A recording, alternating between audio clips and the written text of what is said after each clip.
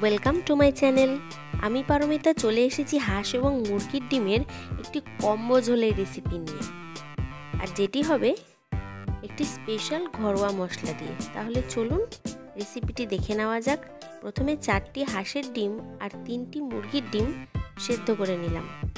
দেখুন, এই চিহ্নিত করা ডিমগুলো হচ্ছে হাঁসের ডিম, যেগুলো একটু নীলাভ, হালকা একটু ব্লুইশ। আমি ডিমগুলো সেদ্ধ হয়ে যাওয়ার পর সেগুলো খোসা থেকে ছাড়িয়ে নিচ্ছি। হাঁসের ডিমের খোসাগুলো একটু পুরু হয়, দেখুন, দেখে বোঝাই যাচ্ছে। এগুলোকে একটি বাটিতে রাখলাম আর একটু চিড়ে চিড়ে নিচ্ছি, যাতে এর ভেতরে লবণ আর হলুদ ঢোকে। এবার ভালো করে নুন হলুদ মাখিয়ে নিচ্ছি।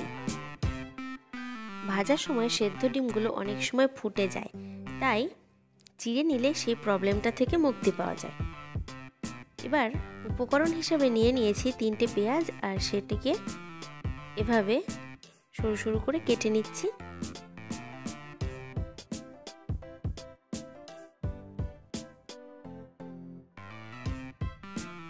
সাথে নিয়ে নিয়েছি 1.5 ইঞ্চি মতো আদা, আর সেটিকেও এভাবে ঘষে নিচ্ছি।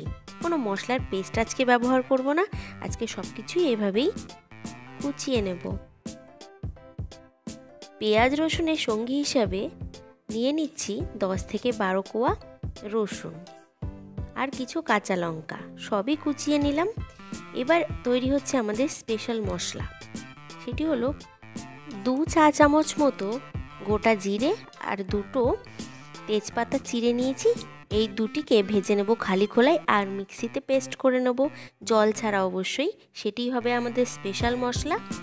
এবার কড়াইতে তেল দিয়ে 3 থেকে 4টি ডিম হালকা করে ভেজে নিচ্ছি। ডিম ভাজা হয়ে গেলে সেগুলিকে তুলে সেই তেলেই ভেজে নেব পরিষ্কার করে ধুয়ে কেটে রাখা আলু।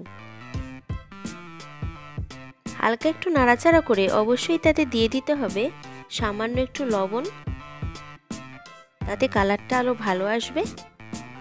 এবার সেগুলি ভাজা হয়ে গেছে, সেগুলোকেও তুলে রাখা হচ্ছে অন্য পাত্রে। এবার আরেকটু তেল অ্যাড করে তার ভেতরে ফোড়ন হিসাবে দিয়ে দেওয়া হবে গোটা গরম মশলা এবং তেজপাতা। ফোড়নের একটু ভাজা গন্ধ বেরোলেই তাতে কুচিয়ে রাখা পেঁয়াজগুলো দিতে হবে আর গোল্ডেন ব্রাউন করে ভেজে নিতে হবে। দেখুন, এভাবে সব পেঁয়াজগুলো দিয়ে দিচ্ছি। আমার পেঁয়াজগুলো একটু বেশি ভাজা হয়ে গেছিল, অবশ্যই সবাই চেষ্টা করবেন আর একটু কম ভাজা। এবার তার ভেতরে দিয়ে দিচ্ছি আদা এবং রসুন কুচানো ও কাঁচা লঙ্কা। এটিকেও একটু ভাজা ভাজা করে নেব।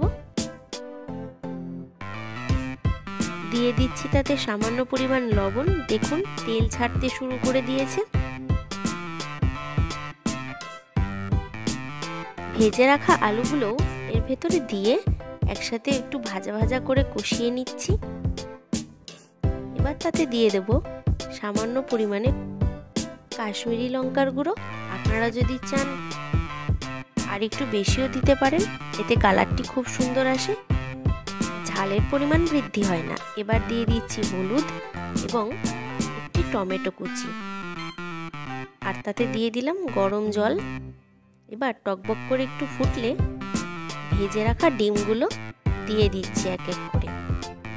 এগুলো সমেত ঝোলটাকে কিছুক্ষণ ফুটতে দেব, 10 মিনিট মতো টকবক করে হাই ফ্লেমে ফুটবে। এবার দিয়ে দিলাম আমাদের জিরে এবং তেজপাতার সেই স্পেশাল মশলাটি, আর লাস্টে দিয়ে দিচ্ছি গরম মশলার গুঁড়ো।